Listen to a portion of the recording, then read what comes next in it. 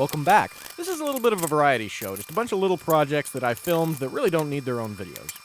This first one is my mill. I love it, but it's a little low for me. I'm just over 6 feet tall, and the table I have to stoop down to.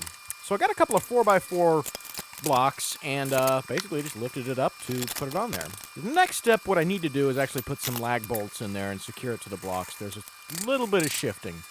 But just having it 4 inches higher makes it so much more comfortable to use. Really, really, really happy with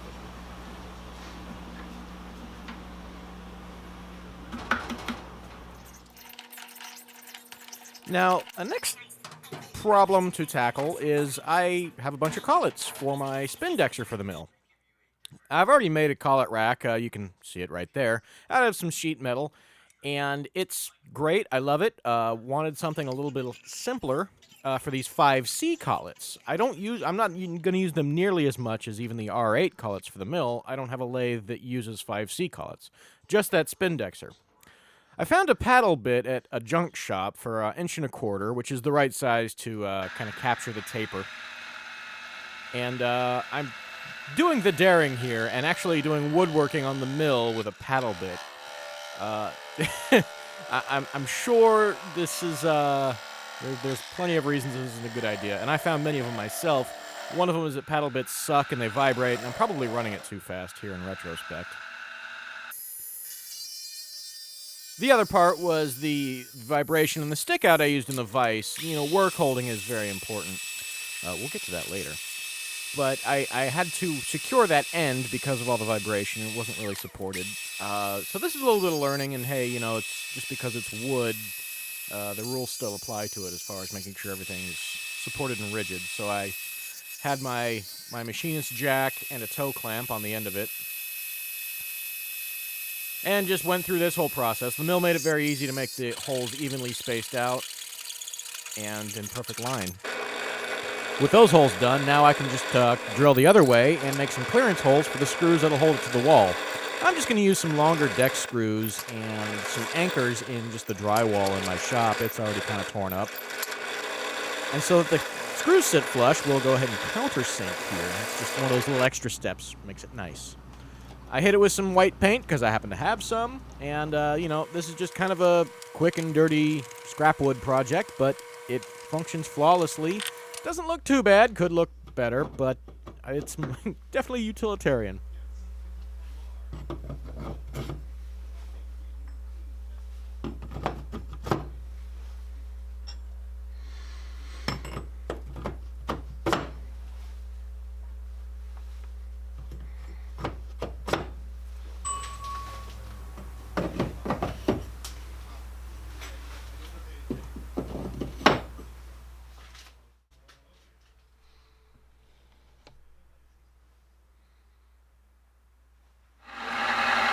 I wanted to share this as well. Working on the brakes again. Now, I've done a number of videos on the brakes, and I really kind of just sick of making part 58 or whatever. But now that I have a mill, drilling the cross ports is way easier, and I can use the spindexer with a 5/8 threaded mandrel and support the end with a machinist jack, and then just start a center hole and go right at it with a 5/8 drill. This has gone really well. This brake is, I believe, the 4th one that I've done on this mill in this particular setup.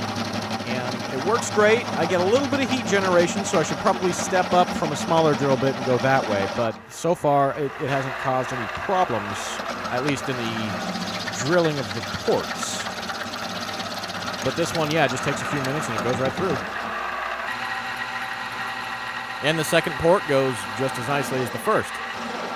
It's a lot a lot more easy to do this on the mill than trying to figure out how to do it on the lathe. That was a day's work, and this is considerably less thinking. Another thing I can do on the mill now that I've done with the other brakes is mill a flat on the top and bottom. This lightens up the brake, makes it look a little bit more professional, and it gives a wrench flat so you can tighten it down to the barrel. I'm milling these flats to be exactly 3/4 of an inch apart. It takes a little bit of math, a little bit of figuring out.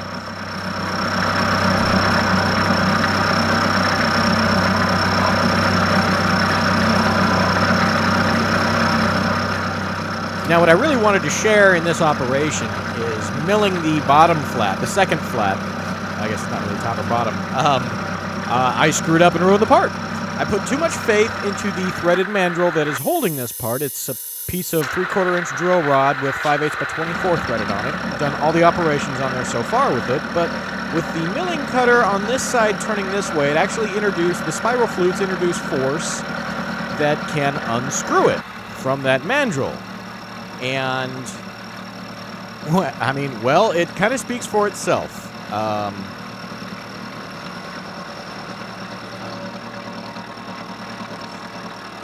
Yeah, that really hurt and basically ruined the part. It's technically still functional, but that's completely ruined.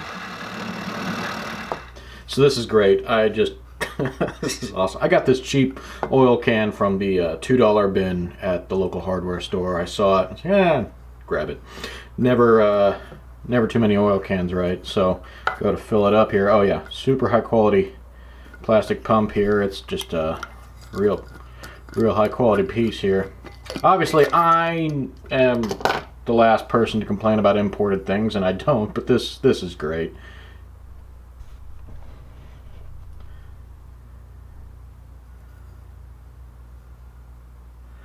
They didn't even bother to take the label off the tuna can or whatever it was.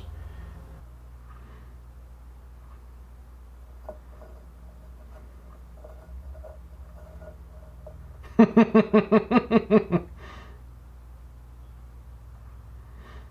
wonder what that had in it before. Now this will get its own video, but I did do the RTV silicone mod to the charging handle of my AR. After shooting it with the suppressor, I noticed there was a lot of gas in the face, and this is something that will help mitigate that. So when that's out, check out the video for this.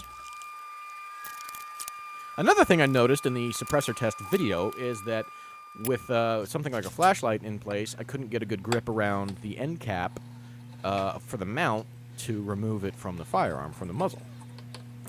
Obviously, just grabbing the tube and doing that would just unscrew the tube since it's not all welded together. So I wanted to make a spanner wrench to be able to free it from the muzzle device, from those notches that I milled into the end cap. I'm using a scriber here made by Randy Richard. Check out his YouTube channel. It's RR in the Shop.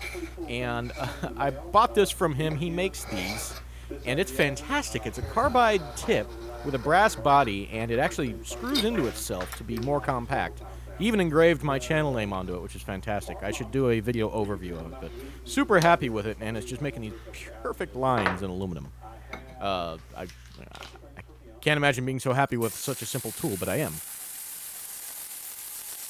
With the part drawn out, now we just cut it out on the bandsaw, and aluminum is great to cut on the bandsaw. It's really easy to work with in general. It's probably not going to be the longest lasting tool, but this is obviously very much a prototype. But because it's so soft, it's a breeze to work with. So for something like this, I can just chunk it off in the bandsaw first, and get rid of a lot of material very easily and quickly, as opposed to doing it with steel or even brass.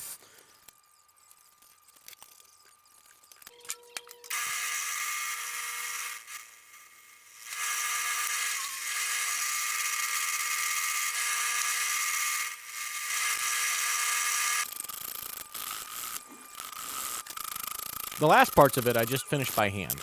And using those lines that I scribed out, I'm just using a couple of files, a variety of files, from coarse to fine in various shapes, just to work the contours by hand. There are absolutely ways to do this, set this up in machines and do this, with a machining method, but for this, I was just kind of having fun just working it by hand and really getting it to fit as a tool to the part by working it with just hand tools. And, it really speaks again to how great it is to work with aluminum, because this was not difficult. This is very much sped up, but this was only a few minutes of filing and really working it, and you get some really good-looking surfaces and corners and finishes. With it all to shape, now just sand it up and put a little bit of a finish on it.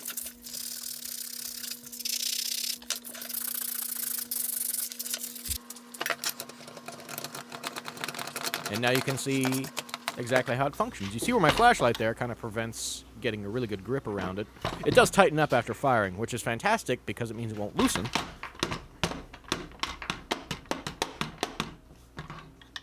But now we have a tool to be able to pop it free.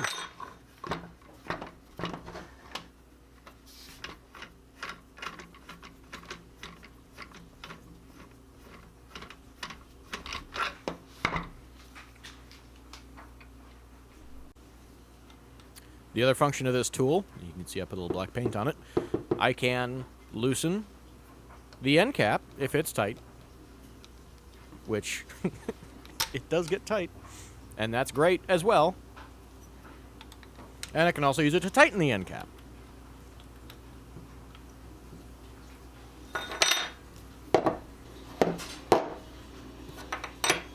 So that was fun to do, and all these projects were fun. Like I said, a lot of them were you know, not, in my opinion, worthy of their own video or their own spotlight, but just a bunch of little things in the shop, farting around kind of stuff. If you like this, give me a thumbs up, leave me one of those friendly comments. Appreciate it. Thank you.